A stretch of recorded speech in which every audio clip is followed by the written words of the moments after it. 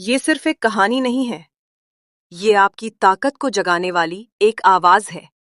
स्वागत है आपका सोल फ्रेम हिंदी स्टोरीज में, जहां हर कहानी आपको आपकी असली पहचान याद दिलाती है।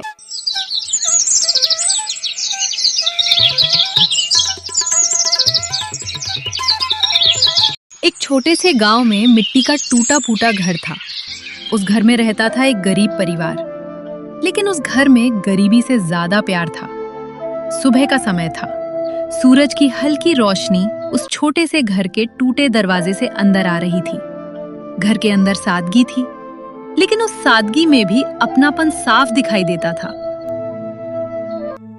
राघव जी, घर में बस थोड़ा सा आटा बचा है। सीमा, चिंता मत करो, आज मजदूरी मिल जाएगी तो सब ठीक हो जाएगा। मैं चिंता इसलिए नहीं करती कि हमारे पास कम है। मुझे चिंता अर्जुन की पढ़ाई की होती है। सीमा, मैं मेहनत इसलिए करता हूँ ताकि अर्जुन का भविष्य अच्छा हो सके। राघव की आंखों में थकान साफ दिखाई दे रही थी, लेकिन उसके शब्दों में अपने बेटे के लिए उम्मीद थी। पिताजी, क्या मैं भी बड़ा होकर आपकी मदद करूंगा? नहीं बेटा। क्यों पिताजी? क्योंकि तू मजदूरी नहीं करेगा। तो फिर मैं क्या करूंगा? तू पढ़ेगा, बहुत पढ़ेगा। हाँ बेटा, तू पढ़ाई करेगा। लेकिन पिताजी, आप रोज इतना काम करते हैं। अर्जुन की छोटी सी आंखों में अपने पिता के लिए चिंता दिखाई दे रही थी। बेटा, मेहनत से डरना नहीं चाहिए। क्या पढ़ाई करने से सब बदल सकता है? हाँ बेटा, पढ़ाई इंसान की किस्मत बदल देती है। और मेहनत उस किस्मत को सच बना देती है। छोटे से घर में बड़ी बातें हो रही थी। गरीबी जरूर थी, लेकिन उम्मीद उससे भी बड़ी थी। पिताजी, मैं बहुत मेहनत करूंगा। मुझे पता है बेटा। मैं पढ़ाई करूंगा, बहुत पढ़ाई। बस यही तो हम चाहते हैं, ताकि तुझे मेरी तरह मजदूरी न करनी पड़े। उस छोटे से मिट्टी के घर में उस दिन भी गरीबी थी, लेकिन उस घर के अंदर एक सपना जन्म ले चुका था। गांव की कच्ची सड़क पर बच्चे स्कूल की ओर जा रहे थे। कोई हंसते खेलते जा रहा था, कोई अपने दोस्तों के साथ बातें करते हुए चल रहा था। उसी रास्ते पर अर्जुन भी धीरे धीरे स्कूल की तरफ बढ़ रहा था। उसके कंधे पर एक पुराना और फटा हुआ बैग था। उसके जूते भी पुराने और घिसे हुए थे। उसके पास महंगे कपड़े नहीं थे, लेकिन उसके पास एक बड़ा सपना था। तभी अर्जुन के क्लास लड़का रोहन मजाक उड़ाते हुए बोलता है, अरे देखो, ये गरीब अर्जुन आ गया। अर्जुन चुपचाप चल रहा था। वो उनकी बातों को सुन रहा था, लेकिन उसने अभी तक कुछ नहीं कहा। अरे अर्जुन, तुम्हारे घर में नए कपड़े नहीं मिलते क्या? इसके जूते देखो, फटे हुए हैं। लगता है ये जूते कई साल पुराने होंगे। बच्चों की हंसी अर्जुन के कानों में गूंज रही थी। उसके दिल को थोड़ी चोट जरूर लगी, लेकिन उसने खुद को संभाल लिया। फिर रोहन मुस्कुराकर अर्जुन से बोलता है, अर्जुन, तुम रोज इन्हीं फटे जूतों में स्कूल आते हो? कहीं ऐसा तो नहीं कि तुम्हारे पास नए जूते खरीदने के पैसे ही नहीं हैं? अर्जुन कुछ पल के लिए रुक गया। उसने अपने जूतों की तरफ देखा, फिर धीरे से ऊपर देखा। हाँ, मेरे जूते पुराने हैं। तो फिर नए क्यों नहीं खरीद लेते? क्योंकि मेरे पिताजी बहुत मेहनत करते हैं। तो क्या हुआ? अर्जुन की आंखों में हल्की नमी थी, लेकिन उसके शब्दों में मजबूती थी। कपड़े फटे हैं। हाँ, ये तो हम देख ही रहे हैं। सपने नहीं। कुछ पल के लिए वहां सन्नाटा छा गया। सपने? अरे इसके सपने भी होंगे क्या? अर्जुन ने कोई जवाब नहीं दिया। वो बस धीरे धीरे आगे चलने लगा।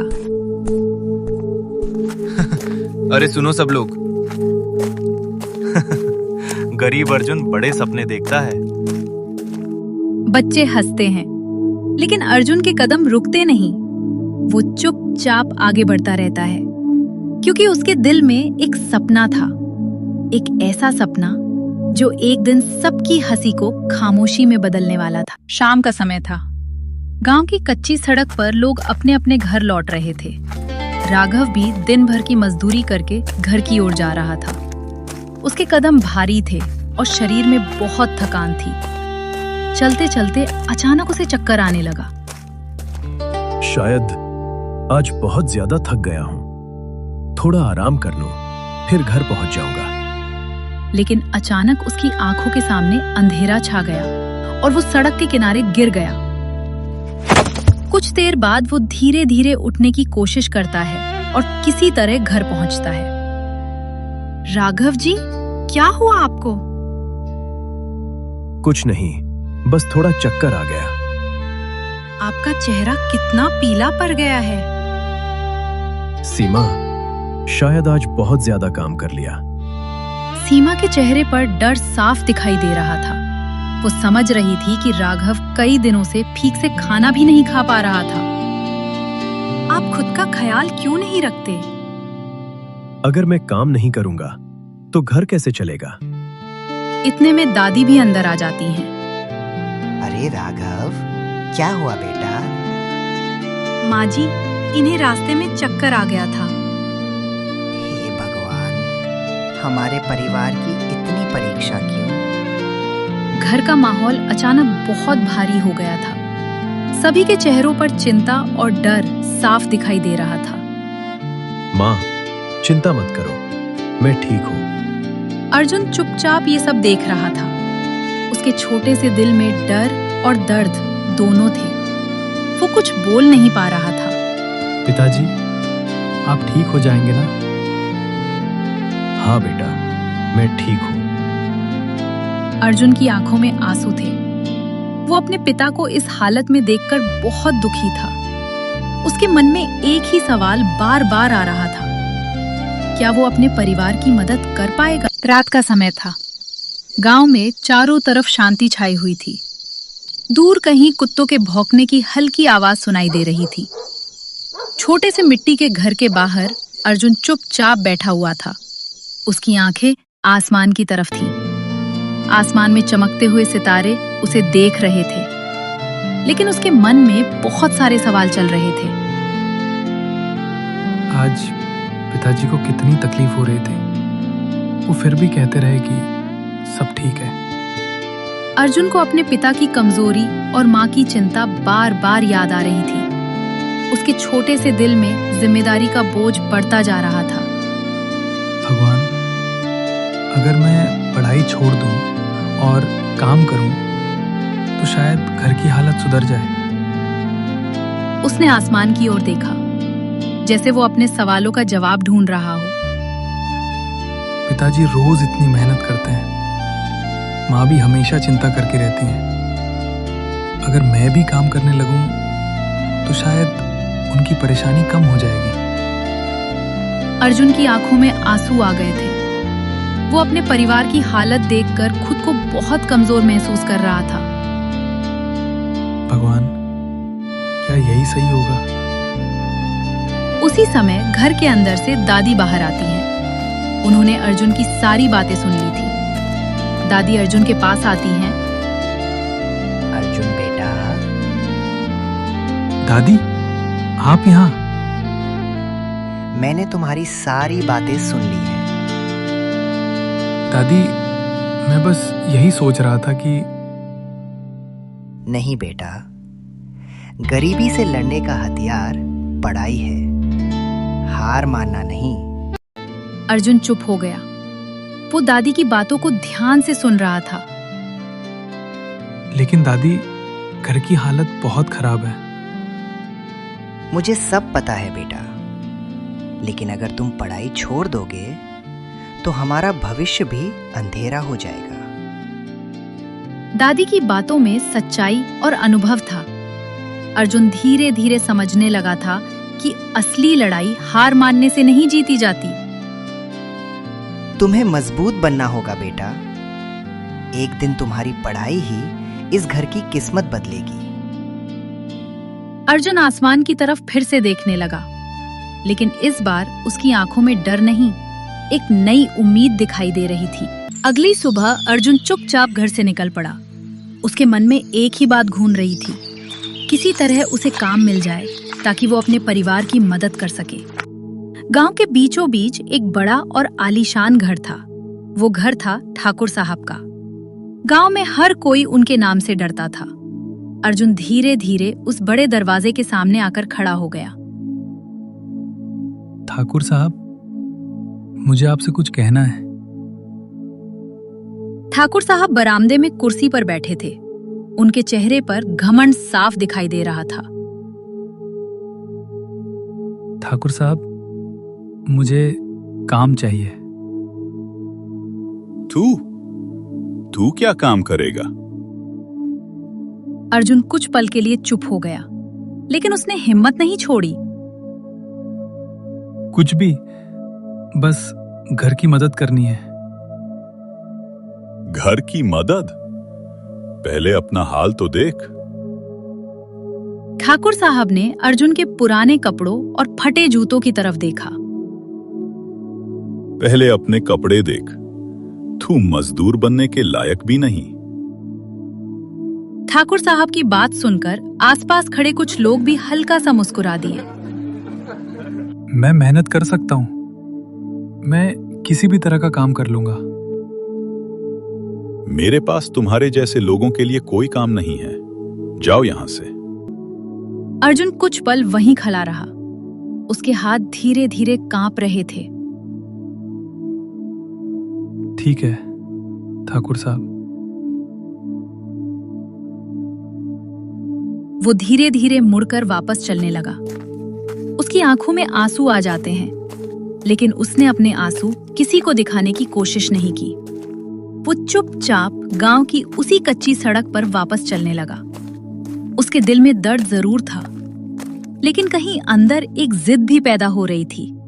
एक ऐसी जिद जो एक दिन इस अपमान का जवाब बनने वाली। अर्जुन धीरे धीरे घर की ओर लौट रहा था। उसके कदम भारी थे और उसका दिल बहुत दुखी था। ठाकुर साहब के शब्द उसके कानों में बार बार गूंज रहे थे। गांव की वही कच्ची सड़क, वही रास्ता, लेकिन आज अर्जुन के मन में पहले जैसी उम्मीद नहीं थी। कुछ ही देर बाद वो अपने छोटे से मिट्टी के घर के सामने पहुंच गया। अर्जुन, आ गए बेटा? क्या हुआ बेटा? सीमा ने जैसे ही अर्जुन का चेहरा देखा, वो समझ गई कि कुछ ठीक नहीं है। अर्जुन की आंखें लाल थीं और उसके चेहरे पर उदासी साफ दिखाई दे रही थी। तुम इतने चुप क्यों हो? सब ठीक है ना बेटा? अर्जुन अब खुद को संभाल नहीं पाया। उसकी आंखों से आंसू बहने लगे। माँ, गरीब होना क्या इतना बड़ा अपराध है? अर्जुन की ये बात सुनकर सीमा कुछ पल के लिए चुप हो गई। उसके दिल को भी गहरी चोट लगी थी। बेटा, तुम ऐसा क्यों पूछ रहे हो? सब लोग हमारा मजाक उड़ाते हैं, कभी मेरे कपड़ों का, कभी हमारे घर का। आज ठाकुर साहब ने भी मुझे भगा दिया। ये सुनते ही सीमा की आंखें भी भर आईं, लेकिन उसने अपने आंसू छुपा लिए। इधर आओ बेटा। सीमा अर्जुन को गले लगा लेती है। माँ, हम इतने गरीब क्यों हैं? क्या गरीब लोगों की कोई इज्जत नहीं होती? नहीं बेटा, गरीबी अपराध नहीं होती। सीमा ने अर्जुन के सिर पर प्यार से हाथ फेरा। हार मानना अपराध होता है। तो हमें क्या करना चाहिए माँ? हमें मेहनत करनी चाहिए और अपने सपनों को कभी छोड़ना नहीं चाहिए। अर्जुन अपनी माँ की बात ध्यान से सुन रहा था। उसके आंसू धीरे धीरे रुक रहे थे। उसके दिल में दर्द जरूर था, लेकिन उसकी माँ के शब्द उसके अंदर एक नई ताकत जगा रहे थे। साल बीत गए।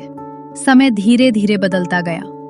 कभी जो अर्जुन फटे बैग और पुराने जूतों में स्कूल जाता था, वही अर्जुन अब दिन रात मेहनत करके अपने सपनों के करीब पहुंच रहा था। अर्जुन ने दिन रात मेहनत की, पढ़ाई की, कई मुश्किलें आईं, कई बार थकान भी हुई, लेकिन उसने कभी हार नहीं मानी और आखिरकार वो बड़ा अधिकारी बन गया। आज उसी गांव में लोग अर्जुन के बारे में बातें कर रहे थे। क्या तुमने सुना? हाँ, अर्जुन अब बड़ा अधिकारी बन गया है। वही अर्जुन जो बचपन में बहुत गरीब था। हाँ, वही अर्जुन। गांव के लोग अर्जुन की मेहनत और उसकी सफलता की बातें कर रहे थे। देखा, मेहनत कभी बेकार नहीं जाती। उसने सच में अपने परिवार का नाम रोशन कर दिया। कभी जिस लड़के का लोग मजाक उड़ाते थे, आज वही लड़का सबके लिए प्रेरणा बन चुका था। अर्जुन ने सच में कमाल कर दिया।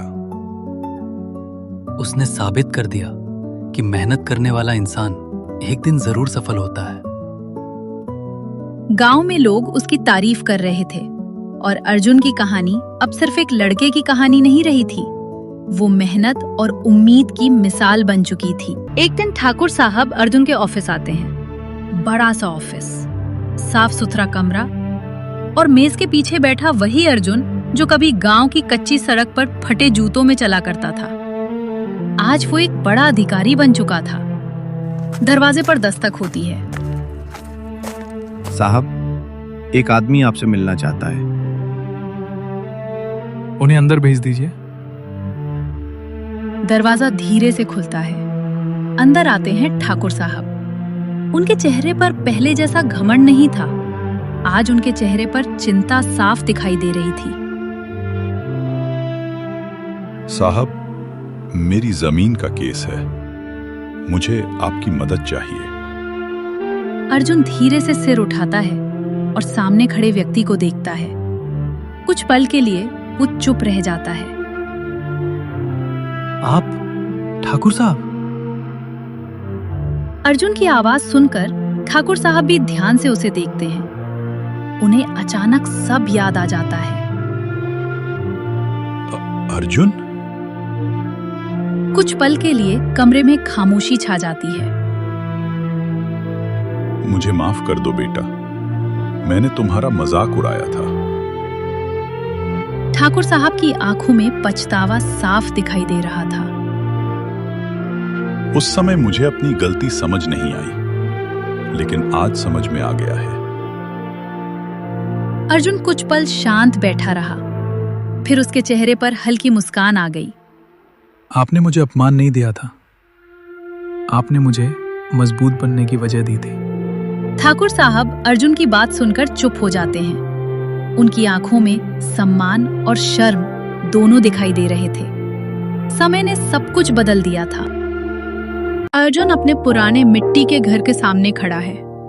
वही जगह, वही आंगन, लेकिन आज सब कुछ बदल चुका था। जहां कभी टूटा फूटा मिट्टी का घर हुआ करता था, अब वहां एक नया घर बन रहा है। दीवारें खड़ी हो चुकी थी, मजदूर काम कर रहे थे, आंगन में हलचल थी, लेकिन उस हलचल में खुशी भी थी। अर्जुन कुछ पल चुपचाप उस जगह को देखता रहता है। अर्जुन, बेटा। राघव की आंखों में आंसू थे, लेकिन ये आंसू दुख के नहीं, गर्व के थे। तूने हमारा सिर गर्व से ऊंचा कर दिया। पिताजी, ये सब आपकी मेहनत की वजह से है। सीमा भी पास खड़ी थी। उसके चेहरे पर सुकून और खुशी साफ दिखाई दे रही थी। आज हमारी गरीबी हार गई। हमने बहुत मुश्किल दिन देखे हैं। माँ, आप और पिताजी ने ही मुझे मजबूत बनाया है। दादी भी पास खड़ी सब देख रही थी। उनके चेहरे पर संतोष की मुस्कान थी। देखा, मेहनत कभी हारती नहीं। दादी, आपकी बातें मुझे हमेशा याद रही। कुछ पल के लिए पूरा परिवार चुप खड़ा रहा। उनकी आंखों में खुशी थी और दिल में सुकून। कभी इसी जगह एक छोटा सा मिट्टी का घर था, जहां गरीबी जरूर थी, लेकिन सपने भी थे। आज वही सपने सच बनकर उनके सामने खड़े थे।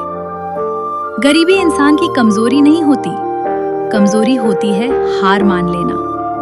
अगर इंसान मेहनत करे तो मिट्टी का घर भी सपनों का महल बन सकता है। गरीबी इंसान को नहीं रोकती, रोकती है उसकी सोच। अगर आज की वीडियो ने आपको कुछ नया सिखाया या जरा सा भी मोटिवेट किया हो तो वीडियो को लाइक जरूर करें, चैनल को सब्सक्राइब करें और कमेंट में बताएं कि अगली वीडियो किस टॉपिक पर चाहिए।